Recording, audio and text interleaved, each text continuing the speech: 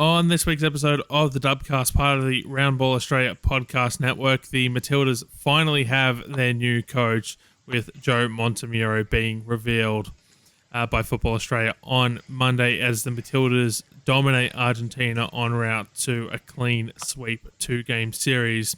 While perhaps the biggest news of Monday was dropped by none other than Michelle Heyman, who just casually remarked that Canberra United has new owners, seemingly ending months of speculation over the state of the embattled A-League women team in the Capital Territory. On this episode of the Dubcast, and my name is Poletti and Burke.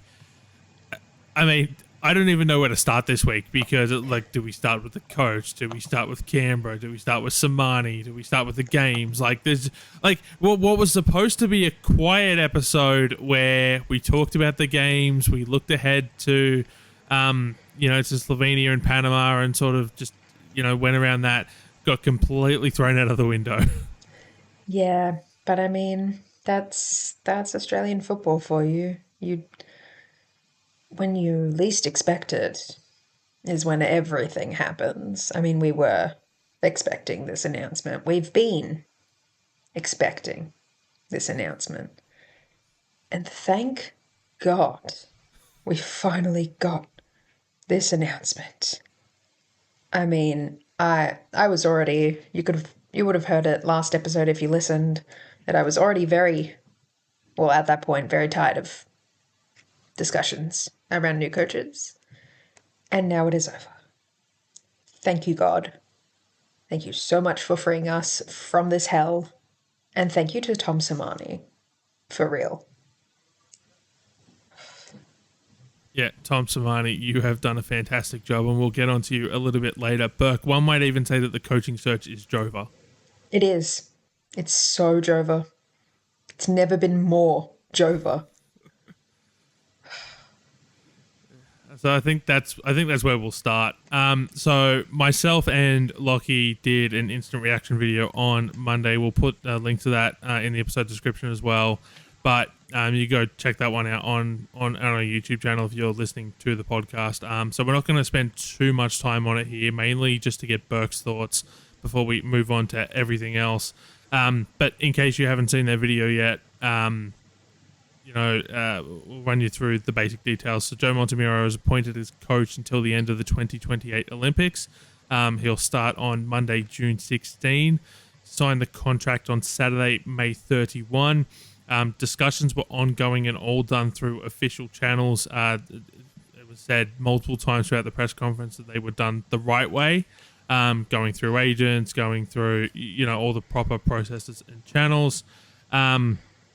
He will be based in Australia, which Tony Gustafsson was not. So we're going to have a Matildas coach that will be once again based in Australia. He was asked about, liaising with Alex Apakis and Michael Cooper for the 17s and the 20s. He said he hasn't had a chance to do so yet, but he does plan on doing so. He also mentioned that he intends to sit down with every member of the extended squad to have a conversation with them, find out what's going on, where they're at, all those sorts of wonderful things. Presumably that would count, for me, when he said extended squad, I assume that covers the 50-player shortlist that gets submitted by the federations, before every international window. So presumably he's going to have a lot of conversations over the next few weeks. So some key quotes as to why he felt like now was the right time. This is now an exciting cycle for the Matildas with the Asian Cup, the World Cup, the Olympic Games, and the opportunity was too good. Something inside of me was just telling me it's time. He does think the Asian Cup is winnable. Burke, he said all the right things in his initial press conference, but, saying the right things and actually doing the right things are going to be two completely different situations.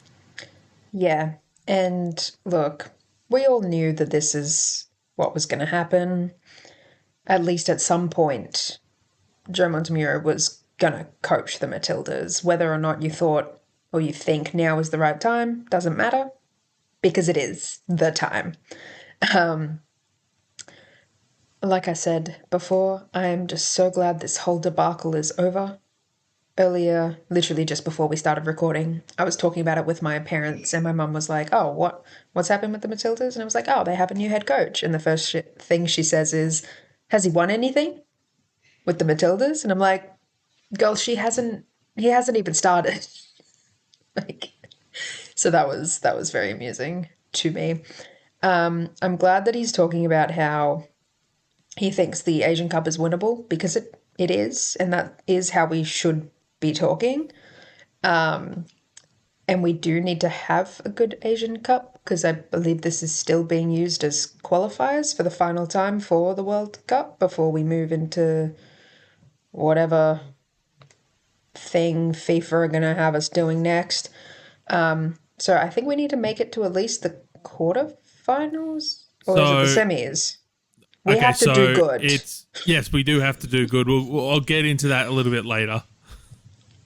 But yes, he's a proven winner at a number of clubs. He knows all of these players pretty much. He's worked with a lot of them previously, and some of them a couple of weeks ago. He was working with Ellie Carpenter. So he knows the squad. Whether or not he's cut out for the international circuit remains to be seen. We will find out in June.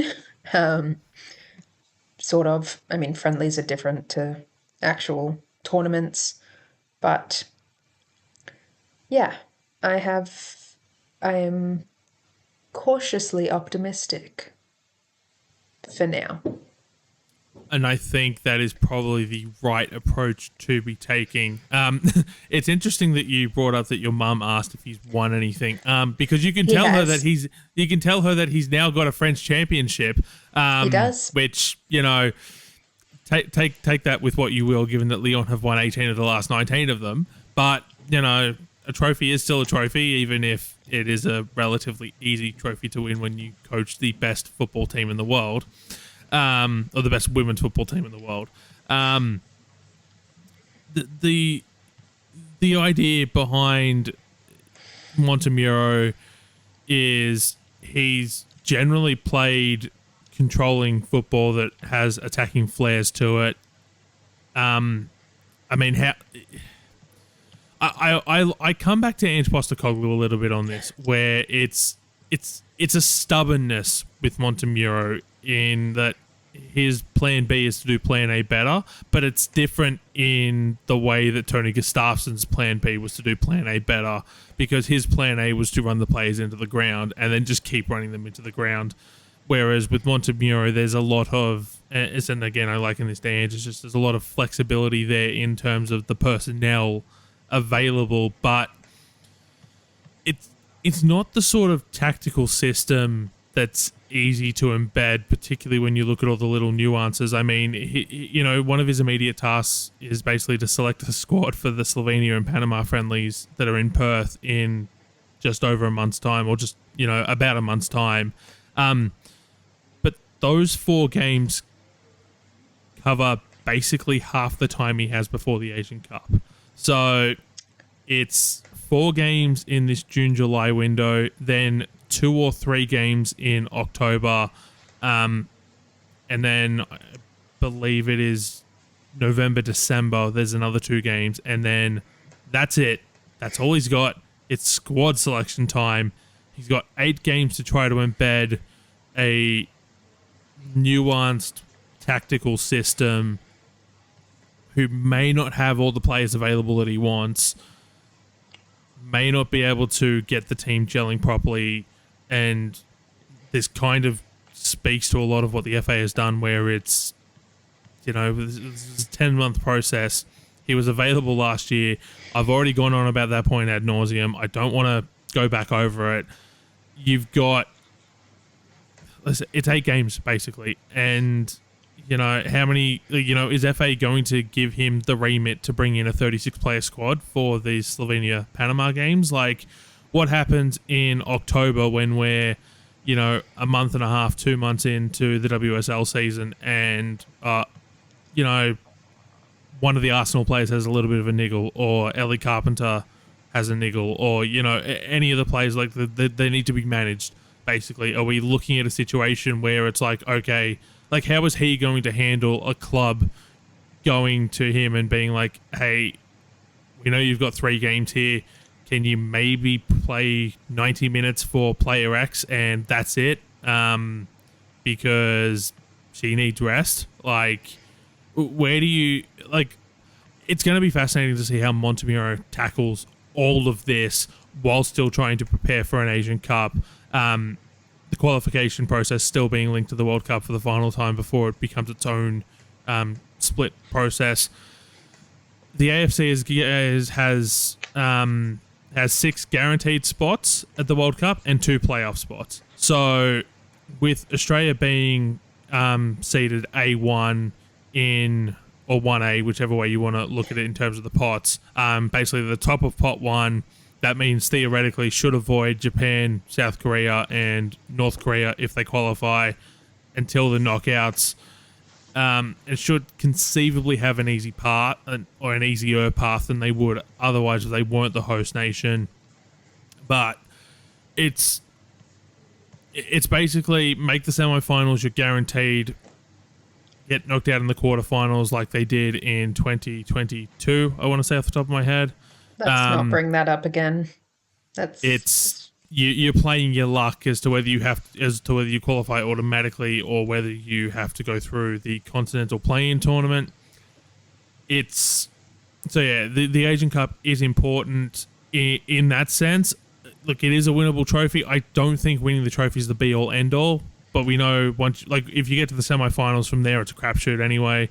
Particularly in Asia, you just end up in a situation where, okay, like I'm looking at it as if a trophy happens, it happens. If it doesn't, it doesn't. Yeah, that's very fair. Just thinking about the sort of style that Montemurro plays with, and immediately thinking, wow, let's run it back to Melbourne City 2015-16. Let's do that. Conceding like all of 5 goals in that season and not losing a single game. Let's do that. I think that would be fun. Okay, so who leaves? So which of the players coaches the squad when he leaves to go to insert random club here halfway through his contract? To be fair, he did leave to go to Arsenal, so that's a bit like. But yeah, who's going to be the fishlock of the Matildas? I feel like it'd have to be Steph Gatley. I feel like it'd be her, but none of the Matildas have that same kind of edge to them that Fishlock did back then, because that was crazy stuff. But yeah, I definitely agree that if the Asian Cup trophy happens, it happens. If it doesn't, yeah, it's not the end of the world. If we don't make it to the semi-finals, I will be not happy, because, well, obviously that's not ideal, but we do tend to like to make things harder for ourselves. So, like, I hope they don't this time. We'll find out how hard they want to play for it. But yeah, look, I'm just happy it's over, that we're free. I don't have to think about who the next coach is going to be, knowing who the next coach is going to be, but not knowing who the next coach is going to be. Thank God. Thank God. Yeah. And then the last thing I wanted to get your thoughts on before we move on, there was an interesting line in the press conference as well, where Montemurro said to be given the opportunity to lead one of the best brands in the world, one of the most exciting teams in the world, and to do it at home, it's something quite emotional. And the part of that I want to pick out is using the term brands first before looking at it as a team. And I think this ties in a little bit to the Asian Cup, where we already talked about the idea of needing to balance squads with club commitments and everything like that. But maybe it was a misstep, maybe it was a misspeak. I want to try and give Montemurro the benefit of the doubt here. Clean slate, all of that. It's first day on the job, nervous press conference, all of that. But like, if he's looking at it as the idea of the Matildas being a brand, and I'm not going to go into that discussion. There's plenty of places you can get that discussion if you want. How does he balance then the okay, I'll phrase the question this way. Does he find himself at any point under pressure to select player X instead of player Y because of brand recognition? Think Tim Cahill 2018 World Cup in Russia, after the FA had basically struck a deal with Caltex and a lot of their petrol stations were rebranded as Cahill Tex for the duration of the World Cup. I'd forgotten about that one. That was That ridiculous. was a time. That was ridiculous. Yeah, I mean, it's hard because of the way, I guess, we've kind of moved as a society to recognizing the Matildas as not just a team, but as a brand. Because when you have a brand, there are faces of that brand that you come to expect. But the game of football is not a brand. So eventually, players will retire, or, things will happen that will pull them out of contention for the team, and that will impact the brand. So I feel like there could be, I'm trying to think of how I want to say this. There would be a real positive to sort of bringing the brand name of the Matildas to just mean the team, not the players. So whoever comes through is the brand, but they're not the face, but you still recognize them. Is anything I'm saying making sense? It's making sense. It is making sense, yes. Okay. Yeah, I think it'd be good to move back to that, or to that idea. I don't know if we will be able to, because we live under capitalism. So the likelihood of us doing that is like very slim. But even if you don't move to that kind of understanding, it doesn't matter, because it'll happen to you anyway, because the players will retire and you will have to find new faces of your brand. And that's why I think pulling back to the understanding of the Matildas as a team, as a squad, not just as, these players, would be really beneficial. But yes, not the hugest fan of the concept of the Matildas being a brand. I get it. It is. Again, we live in a society. But yeah, I'm not a huge fan of it. Yeah. Yep. No, that is more than fair. You mentioned the idea of living in a society, and I like the fact that we live in a society where all you have to do, Burke, is tweet Torple, of Leslie Knopp, just saying Torple, and we all know exactly what you're talking about. I will. Look, if I'm ever caught not posting that photo, I think that's what I said in the reply. If I don't post that photo and Caitlin Torpy's involved in a game, you should be doing a welfare check. Like, if she's starting or if she's subbed in and I haven't posted it, you need to tell a friend to get in touch with me, because something's clearly not right. It's so funny every single time. It is so funny to me. Yeah, and it gives us a good segue into the games themselves, because there were 2 games of football that took place in amongst everything that went on across the weekend. I'll start in Melbourne on Friday, a 2-0 win for the Matildas. Carly Johnson, first cap, first start, first goal. What a performance from Carly Johnson. Yeah, what a player, honestly. That was so good. She was great value when I spoke to her earlier that week in the presser, and she was excellent after the game as well. She is very funny. And if you would like to actually see what she said, you can check out my article that I wrote about it for Roundball Australia. Sure, we can provide a link somewhere. Yes. Yeah, she just had a real presence about her. You could tell that she was, kind of fresh, but you could also tell that she really wanted to make an impact, and she did. I think I could tell almost immediately because she was just absolutely busting a gut running in like the third or fourth minute. So seeing that, I was like, yeah, she wants it and she's got it.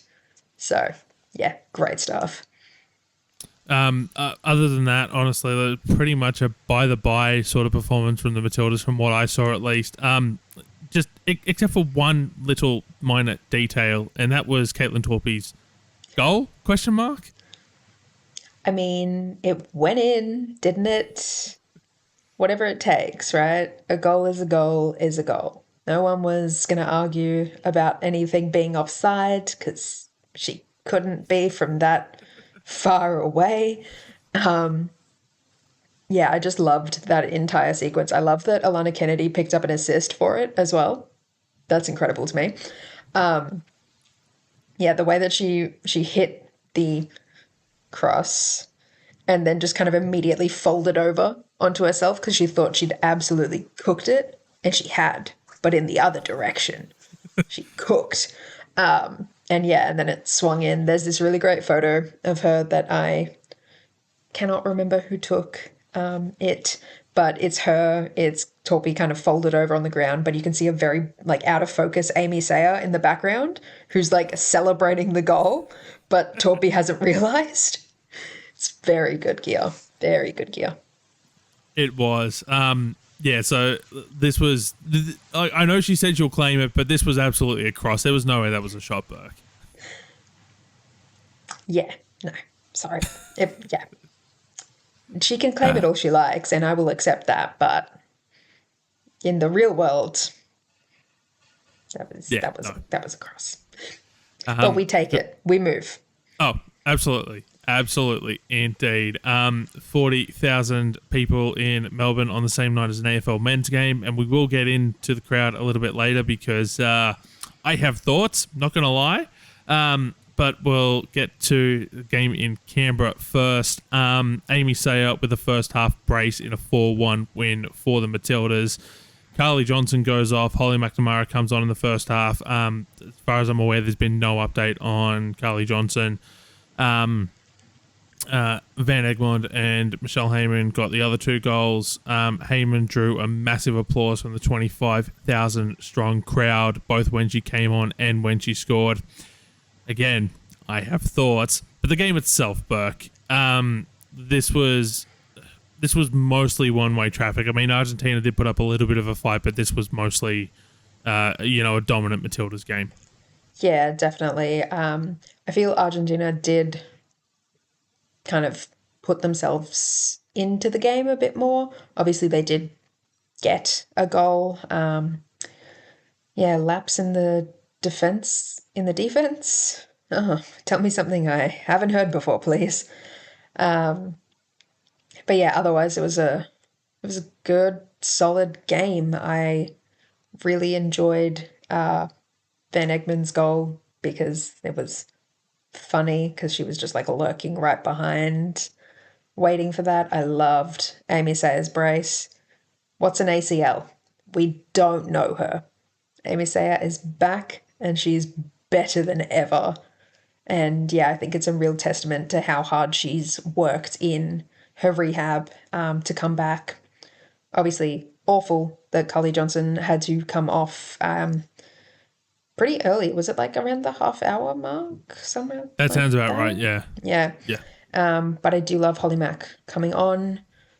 Girl, she needs to score a goal in green and gold because I fear she may lose her mind soon if she doesn't. You can really, really see how bad she wants it, and I want it, I think, just as badly for her. Girl, we're going to get you that goal. It's going to happen. Panama and Slovenia, watch out. because I don't think she's going to survive much longer without hitting the back of the net for the Matildas. This might be like her longest streak of not having scored, possibly ever in her life, maybe. I mean, when you get used to scoring every 57 Right? minutes throughout the season, throughout the A-League Exactly. women's season, like, to go to not have a Matildas goal, like, it's Like it's untenable. She can't live like this. We will get you that goal, Holly Mack. You will be a goal scoring Matilda next game. I believe. I believe. But I'd hate to be a Slovenia or a Panama defensive line in the middle of it's in the middle of an international window. That's for sure. good luck to those goalkeepers. I fear they will be seeing Holly McNamara in their dreams. Well, their nightmares. For quite some time. Good luck and Godspeed. They're probably dreaming. They're probably having nightmares of her now, like preemptive nightmares. They're like, wait, this has. They like wake up in a cold sweat and they're like, I've never even seen this blonde girl before. What do you mean she's stalking me in my dreams? That's what I imagine at least. But yeah, I think the game was really quite good outside of, the obvious conceding and the potential Carly Johnson injury. But otherwise, yeah, good stuff. Good stuff. And Tommy Samani doing Tommy Samani things on the way out and handing one final cap to Izzy Gomez, cap 238 for the Matildas. We know Tom Samani loves a cheeky cap and he just couldn't help himself. Had to hand one final one on the way out. Yeah, and I was very happy to see it. I think Izzy Gomez, controversial goals aside, has been a gun for Central Coast. You could see how different they were when they didn't have her and how much better they were when they did. I think she could be a real influential player for the Matildas, from now into the future. Like, can you imagine a future where you've got an Izzy Gomez midfield with Amy Sayer in the midfield with, like, Holly Mack, Mary Fowler, like, hello? I want to go there. I want to go to their future where that is the way, but not too quickly because I do love these Matildas that we've got right now. So we will get there. Honestly, like just the when we're due. midfield combinations are just like so exciting, and like to think that Kyra Cooney Cross is like the youngest of everyone, and like she's still got at least another hopefully touch wood, she's got at least another decade in her. Before we move on to all the extracurriculars that I do want to get onto, Charlie Grant, superb throughout this series, really shined in Ellie Carpenter's absence. Yes, I've got that word right. Yes. I think I just said it weirdly and I freaked myself out a little bit. She shined. I think she's just finally moved into her own where she needs to be in the squad any which way you can get her in at this point. And so I'm not suggesting that she's going to unseat Ellie Carpenter at right back. I think the idea could be, especially with the fact that Steph Catley has been doing so well at centre back, I'd love to get your thoughts here. A back four is Charlie Grant on the left, at left back. You've got Steph Catley, left-sided centre back. The right-sided centre back, like Claire Hunt, Tash Pryor, Alana Kennedy. Pick your poison. Winnie Heatley, like whoever's there at the right side of centre back. Ellie Carpenter on the right, and a 4-3-3 under Montemurro with like a Wheeler, KCC, insert 10-8, attacking whoever you want to put there, midfielder. with Ford on the left, combination of Heyman, Kerr, McNamara up top, and Razzo, Vine, whoever on the right. Like that's a good side that should be winning trophies. Yeah, that slays. Charlie Grant had an unreal 2 games, and I think it's really unfortunate for her that Ellie Carpenter also exists. But it's really fortunate for us because we live in a world where we have Ellie Carpenter and Charlie Grant. Like, it's that meme where it's like, oh, 2 cakes, you know? That's us. Thank God. Also really loved that we were just like, that you were just listing off centre backs. How good?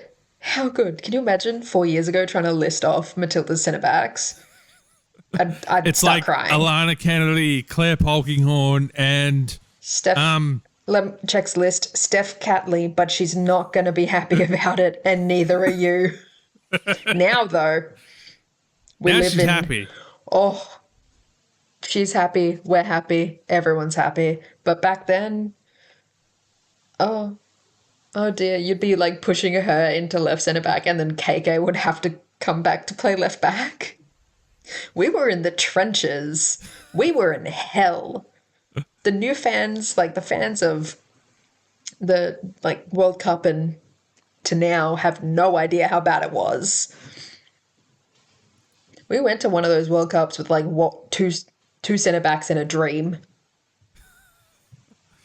I think that was France. Yeah. We were in France with two centre backs in a dream, and then I think Yes. Steph Catley like broke her hand or something. Whatever. That was then. This is now, and it's so good to be now.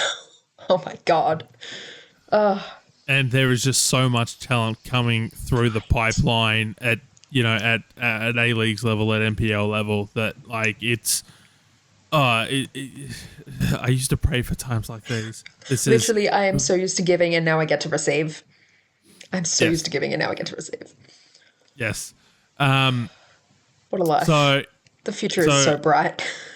yes, absolutely. An aggregate score win of 6-1 across the 2 games. Also, an aggregate crowd of over 65,000. Might have been closer to 66 in total. And I know this is an incredibly tired, worn out, shot to buggery take. Where are all these people for the A-League women? I know we've talked about the Matildas as a brand in this episode already, but it's football. It's the same football played by the same players, and I know it's not the Steph Catleys and the Caitlin Fords of the world, but where do you think they got their start? They got their start right here in the W League. Shout out Tom Samani, and we'll get onto that as well. They got their start in their domestic league. 25,000 people cheered the absolute holy hell out of Michelle Heyman as she came onto the field, and then again where she scored. She plays in Canberra. Like, there is a team she plays for called Canberra United that have been in a massive amount of problems lately. Although maybe that's changing. We'll get onto that in a few minutes. I know it's physically impossible to get 25,000 people into McKellar Park. They can try. Put them on the roof. I would like to try. And that was a question that I posed post game to both Michelle Heyman and Tom Samani, and we'll play that for you now. To utilise what we see here tonight, and it's a combination of things. I think I keep harping on about 3 things that needs to happen in women's sport. One is the media need to give it more coverage, or better coverage. Sponsors need to come on board and realise that there is actually, when you see this tonight, there's a great market there that's untapped in women's football, and people need to come along to the games. They need, McKellar Park should be full. We need to see young girls, families, and people coming along and supporting the domestic players in the league. So those are the 3 things that need to happen. Canberra's got a really fantastic history in what was a W League, A League women now, and it would be a travesty if they were no longer in the league. They're the best supported club. They've got a fantastic structure here. They've got a one-team town, or a one-town team. I'm never quite sure how to say that, and that should really be utilised, and people should come to the games. Now, I'm not an expert to say how do you get the people that are here tonight to games, but there's certainly got to be a way. About how good it just feels, and like 25,000 is a wonderful, crowd to have, but you also play here week in, week out, and I know it's physically impossible to get 25,000 people into McKellar Park, but how do we get these 25,000 people into McKellar Park every week? I literally said that to someone in the stands. I was like, wow, I would love for all these Canberra people to turn out to the Canberra United games, but I think it's just, maybe for ourselves, for Canberra United players to get more out in the media, more out in, schools and community and start showing the brand of who we are. But yeah, for all the Canberra people, come support A Leagues now. Come support, be a part of it, because it is a fun time and, we do bring good energy. Burke, I can't disagree with anything they've said. Samani said it incredibly well. Heyman said it incredibly well. This is a side that has been in the trenches for the last couple of years. It is the only team that, based on official announcements, is currently still owned by a federation, that being Capital Football. They haven't, every other side is owned by an A-Leagues team. It's no longer owned by Football New South Wales or Football Queensland. This is very much, a rare occurrence. It is the only standalone women's team in the competition. They play good football. There's clearly an appetite for the Canberra faithful to see Michelle Heyman, cheer on Michelle Heyman, and want Michelle Heyman to do well. She's playing in their backyard week in, week out. I know Samani and Heyman listed off a few things, but how do we get these people to the A-Leagues? I wonder if we need to start getting, because obviously, what is it? The A-Leagues run separately to Football Australia, right? They're not affiliated, they're not linked. But should we not be getting stalls and stuff up at the games wherever they're played for the clubs in that state? I know Melbourne Victory did something at Friday's game, but then Melbourne Victory also didn't post it on socials in advance or until it was happening half an hour in. And I know there are a lot of people, some of the people I talked to who are at that game who are at the A-League women week in, week out, were just oh, that's why, such and such player was there. I didn't know. Yeah, so I think when they're going to Perth, when they're in Bunbury, get the Perth Glory Girls out. Whoever's contracted, whoever's around, get them out and be like, hey, you want to see the next Matildas? Want to see the next ones? We've probably got them. One or two, maybe. They could have had one more if someone hadn't defected to Croatia. Tian McKenna. Good for her. But I'm not happy about it. Whatever. Yeah, stuff like that, and the whole going to the local schools thing, or I guess maybe inviting the schools in, maybe, to the games if you've got big enough crowds that you can comp that kind of thing. The other thing with Australia that is a problem I feel that's very unique to Australia is that we have so many sports that are played at such a high level that it's hard to keep everyone engaged, and so many people play sport as well.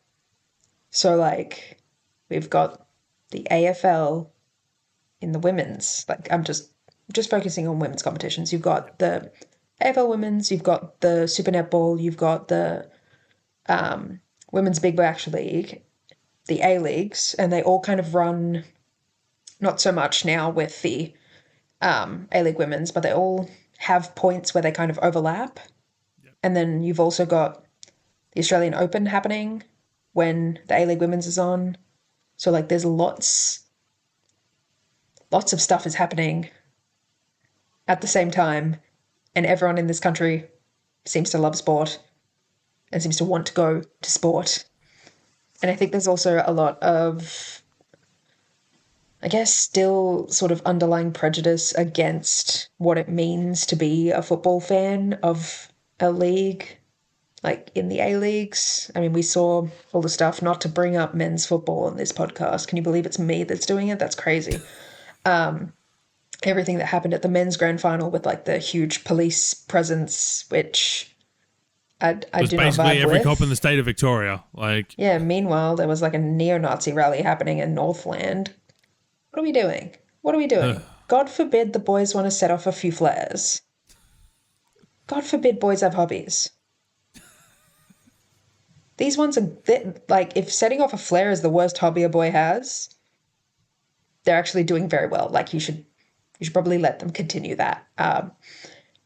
But yeah, I think it's definitely got to be sort of more engagement at that sort of lower level. But I feel it also pulls back to the whole understanding of the Matildas as a brand, because people, and I'm not saying they're wrong for doing this, because I've done it in the past and I definitely do it today, but you know, I'm not biased, or at least I can pretend not to be. They have favorite players and not like a favorite team kind of thing. Again, not saying that's wrong. I understand how fandoms work. I'm 25. Like I was just after the old Magics were written. Like I wasn't there for the birth of fandom. I was just a bit later. So I'm not saying they're wrong for doing that, but I think that's also, I guess, kind of an issue. I know lots of people hate fans that are fans of multiple teams, but you know what? At this point, I don't think we can afford to be picky. If you want to be a fan of 8 A-League women's teams, I support you. Please do it. Please come to all of their games. Please. buy a jersey and buy a membership for all 8 teams, please. Do it. Do it. I would, but I don't know if I'm actually meant to do that as a journalist. I don't know if that is like frowned upon. So, but yeah, I think it's a really, really tough space to be in, especially considering it feels like every other week something's happening amongst the finances. I mean, the taxation officers try to close down Brisbane Raw. Western United men's have players being arrested for fixing matches or whatever. Like, look, if anything, you should support this league just because it's insane. Like, I mean, 0 days since last nonsense occurred. Yes, I mean, we have the term peak A-Leagues for a reason. For a reason. They're not lying. We're not lying. I would never lie about something as serious as the dub. Never. Maybe. But mostly never. So, yes, the TLDR of that discussion, get to the A-Leagues, please. Please, God. And because the A-Leagues is over, get to the NPL. Yes, get to the NPL. Where, look, I don't have a lot of takes from the NPL this week, but I will say, Sydney Olympic hadn't won a game, and now they've won 2. It's amazing what happens when you can add some A-League women players back into the mix. Alyssa Wynnum has made her debut for the season on Thursday night, and has since in 2 games scored 5 goals, including a 23-minute hat-trick on Thursday night I had the pleasure of witnessing at Peter Moorfield. Does she know those defenders and keepers have families to go home to? That's evil. Yes, for 4 outfield goals and a penalty. It was a good performance across the 2 games. It was a brace against the MacArthur Rams and 3 goals against the Jets Academy side. See, and if you go to the NPL, you can see players like that for free. You may catch a slight case of hypothermia, but worth it. Because then in like 3 years' time, when she's tearing it up elsewhere, you can be like, yeah, I lost the tip of my finger to frostbite, but I saw her play. I saw her score a hat-trick inside 23 minutes. It was awesome. And I only had to lose 1 finger for it. Exactly. A small price to pay. What's a finger here or there? Exactly. You've got 10 of them. You can lose 1. Maybe. This is not medical advice. God, Please, no. please seek help from your healthcare professional. But the idea of, as Michelle Heyman said, getting out amongst the people, doing a little bit more media. Hopefully they will have a chance to do that now, because Michelle Heyman casually just dropping the news of the day. So she gave an update on the future of Canberra United post-game when she was asked about how she was dealing with the situation of being a player without an A-League women's contract amid the ongoing Canberra United situation. And she said, I've had plenty of conversations with the new owners and I'm pretty happy with what's going on. So just waiting on the APL to just release everything. So I'm feeling confident within Canberra United. And she said it with a smile. That came out of absolutely nowhere. None of us expected it at literally the last question of her media availability post-game. And we now know that, according to Michelle Heyman, and I am not going to call Michelle Heyman a liar because I value myself, Canberra United have owners. They're saved. It's a miracle. Long live Canberra United. Literally. Long live Canberra United. Thank God. Low-key, I think I've been anxious about the Canberra situation the whole time, and now I don't have to be, because I know Michelle Heyman wouldn't play me like this. I know she wouldn't dangle this in front of me if it wasn't already there. Thank you so much. Do we have any idea who these owners are? No. Slay. Okay, you know what? Keep your secrets, Canberra. This was all the information we got last night out of Michelle Heyman. Was literally that one quote at the end of the media availability. Obviously, there was that Canberra Times report back in March, and that was the last that we heard. So about 2.5 months ago was the last we'd heard of anything. They played a final series and lost to the Mariners in said final series, and there was, that was a month ago, and it was just like, is that the last time it was getting scary. United again. It was getting scary, but it's not anymore. No, it's not. God. So Canberra United, new owners, keep your secrets for as long as you want. I don't care. As long as I see those little green people running around on my little computer, do whatever you like. Yes, this is going to be a situation where we're not going to know who the owners are. We're just going to know that Canberra United is running around come round 1 next season. And then the last thing I wanted to touch on this episode, which has been basically the Matildas, because that's what happened. Tom Samani. And I've got two things that I want to bring up here. And then a little side note here, which was following the win on Monday night in Canberra.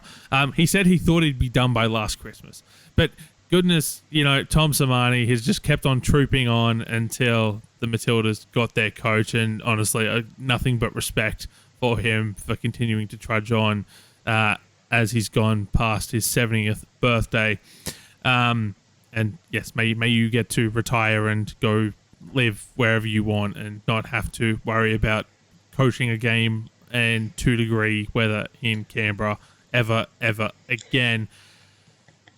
But he used this window, Burke, to really, I guess, as he put it, get on his soapbox a little bit. And he didn't need too much encouragement from Joey Lynch in his pre-game media availability on Thursday, and we'll play that for you now. When we started the A-League Women, or the W League as it was in those days, in 2008, part of one of the 2 or 3 things that were important were to give more players opportunities to play against national team players and to get opportunities in the national team, and at that time our league was the forefront of women's leagues, to be perfectly honest. It's still become very important, and coaches and staffs and players are doing exceptionally well, but the league itself is in need of significant improvement in its professionalism. I think there are there are 3 clubs that are suitably staffed, and that's Melbourne City, Melbourne Victory and Wellington Phoenix, and the rest of the clubs are completely inadequately staffed, and that's a starting point. Players get, I think, 35-week contracts now. The league has just started in Canada, which football-wise we're well in advance of Canada, where the base salary is twice what our basic salary is, where there's full-time staff, full-time players, and we're still trying to produce players when we have a space of 3 months where the club has got no contact, no control, no reference point for the players to actually keep them and know what's happening. So we really need to have at A-League level a real rethink. I told you how long. You got me on the soapbox. The league's been going for 17 years. When we started the league and the coaches came from our institute programs, we had full-time coaches and more full-time staff than we have now. 17 years in. The A-League separated 5 years ago. And what we have done then is we've got home and away, which is an improvement, but we are still grossly underinvested in the women's game here. And it really needs, I don't know if there's a thought process going forward about where they want to take the league or what they want to do, but there's a huge amount of work that actually needs to be done, and it's even more irritating when you think how successful we had. The most successful World Cup ever 2 years ago, and our A-League women are in the situation that they're in now is just not good enough. Charlie, you can add on to that. I think you covered everything. I guess I've got a nice one about Tom's 50th in a sec, but Charlie, do you notice the big difference now that you've been playing in Sweden and obviously now at Tottenham in terms of the level of control, say the clubs have, or the level of resources and things that you get now? Especially at Tottenham. I think seeing the resources there compared to Australia is... yeah, it was very mind-blowing, to be honest. Sweden was a step up, but that still, I think, got a long way to go in Sweden, especially some of the clubs that I played at there.